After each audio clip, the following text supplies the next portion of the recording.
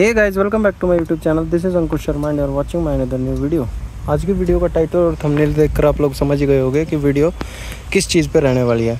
और video start करने से पहले एक बार बैकग्राउंड बता दो भाई, कैसा लग रहा है बैकग्राउंड?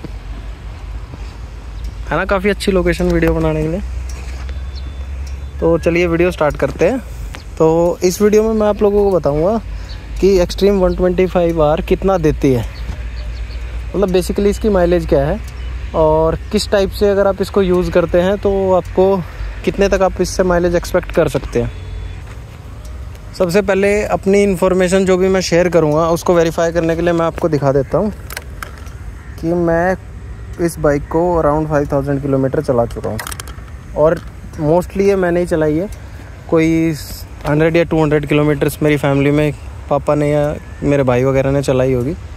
तो सबसे पहले अगर मैं आपको इसकी माइलेज के बारे में बताऊं तो कंपनी जो क्लेम करती है वो 66.1 या समथिंग क्लेम करती है।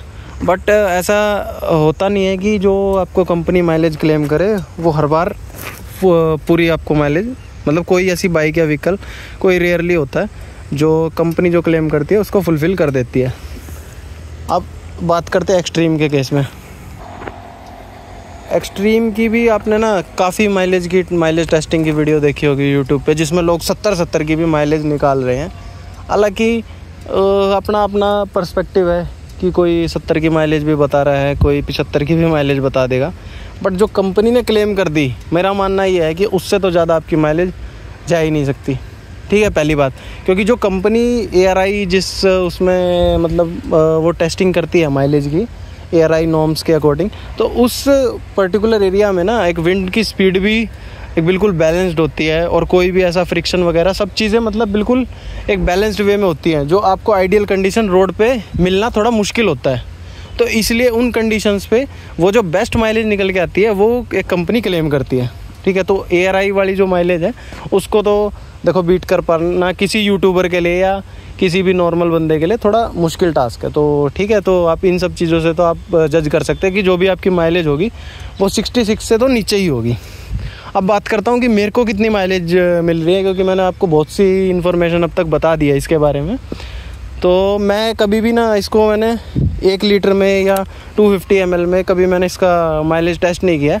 हालांकि मैं अभी अगर आप लोग कहोगे तो मैं इसको आपको वो वाली वीडियो भी जल्दी दे दूँगा जिसमें मैं इसका फुल टैंक खाली करके 250 ml या हाफ लीटर या 1 लीटर जो भी मेरे को सूटेबल लगेगा मैं उस पर आपको वीडियो बना के दे दूँगा।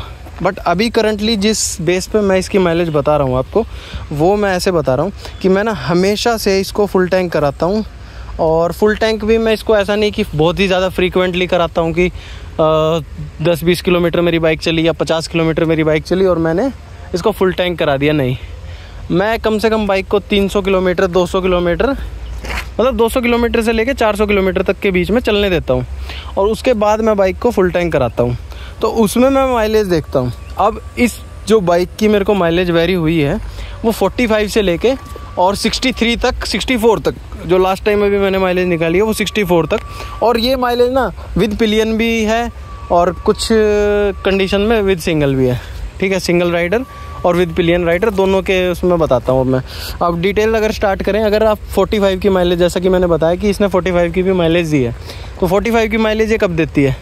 जब आप इसको 100 से ऊपर ही रखेंगे, और 100 भी क्यों, 110 से ऊपर ही रखेंगे।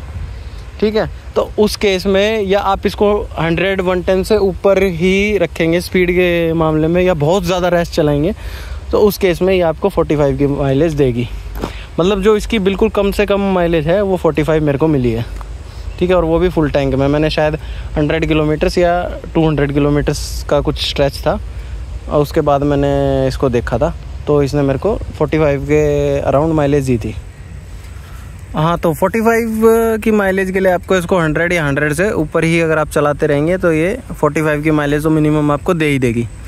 अब बात करते हैं अगर आप थोड़ा सा तरीके से चलाते हैं, यानी 80 to 100 या 80, 85, 90 तक, तो ये आपको अराउंड 50 की माइलेज बिल्कुल आराम से दे देती है। 50 की नहीं तो 47, 48 तो आपको ज़रूर देगी कैसे ना कैसे। ठीक है, और अगर आप इसको और प्यार से चलाते हैं, यानी 80 तक लेके जाते हैं लास्ट, तो बाइक आपको इजीली 53 to 55 तक माइलेज दे देती है, और वो भी काफ़ी डिसेंट माइलेज है क्योंकि आप परफॉर्मेंस भी यूज़ कर रहे हैं। और उसके बाद आता है इसका बिल्कुल ही मतलब आप जिसे कहें इको मोड कह लें या तरीका बिल्कुल माइलेज निकालने का। वो माइलेज निकालने का तरीका ऐसा है कि आप इसको 65 की स्पीड तक ही जाने दें और 65 से ऊपर जाने ही ना दें। और 65 से अगर आप ऊपर इसको जाने नहीं देंगे और सिंगल राइडर इसको चलाएंगे और विद पिलियन भी चलाएंगे तो भी आपको 63-64 तक की माइलेज दे देगी। लास्ट टाइम मैंने भी इससे 64 की माइलेज निकाली है। अब मैं आपको ना कुछ टिप्स दूंगा कि आप इतनी ज़्यादा माइलेज कैसे ले सकते हैं अपनी एक्सट्रीम 125R या किसी भी बाइक से। तो सबसे पहले तो ना आपको एक चीज़ का ध्यान रखना है कि जो आप कभी भी बाइक चलाते हैं तो आपको सबसे पहले एक चीज़ करनी है कि आपको ना एक तो जो आपका टॉप गियर है वो सबसे जल्दी इंगेज करना है जितनी जल्दी हो सकता है। मतलब ऐसा भी नहीं है कि आप 5वें गियर में ही बाइक को 10 या 20 की स्पीड पे चला रहे हैं, बट अराउंड 50 की स्पीड तक आप 5th गियर लगा दें। और जो ये RPM है ना, आप मैक्सिमम इसको 5000 तक जाने दें, 5000 से नीचे ही रखें। हालांकि मैं तो ये सजेस्ट करूँगा 4000 ही, क्योंकि ये बाइक 4000 RPM पे 50 की स्पीड पे इजीली क्रूज़ करती रहती है। और अगर आप उस स्पीड में चलाएंगे ना तो मैं कह सकता हूँ आपको ये बाइक 65-66 की माइलेज भी दे देगी। बट मैंने कभी उस लेवल तक इसको चेक नहीं किया क्योंकि मेरे अंदर ना इतने पेशेंस नहीं है कि मैं रोड पे इतना ज़्यादा, मतलब 50 क्या है बिल्कुल वो हो जाता है। कभी आपको जैसे ही रोड थोड़े से खुले मिलते हैं आप थोड़ा सा थ्रॉटल करते हैं और बाइक ईजीली 60 क्रॉस कर देती है। बट मैं हाँ इसको एक लिमिट में चलाता हूँ तो उस वजह से मेरे को काफ़ी अच्छी डिसेंट माइलेज मिलती है। और जो पिलियन मेरे साथ, मेरा खुद का वेट 80 kgs है, 80 kgs के अराउंड है, और जो पिलियन मेरे साथ बैठता है उसका वेट अराउंड 50-55 kg होगा। तो आप एक अंदाज़ा लगा सकते हैं कि आपको क्या मतलब माइलेज मतलब इतने, अगर आपके पास राइडर और पिलियन का आप लोगों का भी इतना ही वेट है तो आपको इजीली इतनी माइलेज मिल सकती है। ठीक है, तो माइलेज वो आपके लिए एक रीज़न नहीं होना वाला है चिंता का एक्सट्रीम 125 लेते टाइम, क्योंकि माइलेज आपकी टोटली इसके हाथ में है। और मेरे पास ना डेली के कम से कम 10-20 कमेंट आते रहते हैं कि भाई कितनी माइलेज दे रही है, मेरे को तो 40 की दे रही है, मेरे को तो 50 की दे रही है, मेरे को तो इतनी दे रही है, उतनी दे रही है। भाई मैंने आपको बता दिया, मैंने इसी बाइक से 45 की भी माइलेज ली है और इसी बाइक से मैंने 63-64 की भी माइलेज ली है। ठीक है, अगर आपको माइलेज अच्छी लेनी है तो मैंने आपको सजेस्ट कर दिया कि आप RPM बाइक की कम रखें, टॉप गियर जल्दी से एंगेज कर दें, उसके बाद क्लच का बिल्कुल मिनिमम यूज़ करें और ब्रेक्स का भी कोशिश करें कि जैसे आपको पता है कि स्पीड ब्रेकर आ रहा है या कोई ऑब्स्टेकल है रोड पे तो आप पहले ही जो थ्रोटल है उसको छोड़ दें ताकि बाइक ऑटोमेटिक इंजन ब्रेकिंग के साथ रुक जाए और आपको ब्रेक ना अप्लाई करना पड़े। ये भी मतलब कॉमन सी चीज़ें हैं, आप अप्लाई कर सकते हो। बाकी टायर प्रेशर का बिल्कुल आपको ज़रूर ध्यान रखना है। टायर प्रेशर आपका अच्छा होना चाहिए जो कंपनी रेकमेंड करती है, यानी कि जैसे एक्सट्रीम के केस में तो 35 कंपनी रेकमेंड करती है, तो मैं इसका टायर प्रेशर हमेशा 35 पे ही रखता हूँ। तो वो टायर प्रेशर आप हर बार जब भी फ्यूलिंग करवाएं तो वो मेंटेन करवा लें। दूसरा, आपकी बाइक प्रॉपर्ली मेंटेन होनी चाहिए, टाइम टू टाइम सर्विस होनी चाहिए, तो आपकी बाइक बिल्कुल अच्छी माइलेज देगी और माइलेज में कोई कमी नहीं आएगी। तो ये थी आज की वीडियो। आज आपके मेरे हिसाब से सारे डाउट्स क्लियर हो गए होंगे।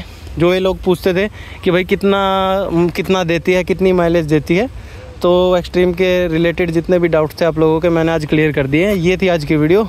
उम्मीद करता हूँ वीडियो आपको पसंद आई होगी। अगर वीडियो आपको पसंद आई हो तो वीडियो लाइक करें, चैनल सब्सक्राइब करें। चलिए मिलते हैं नेक्स्ट वीडियो में।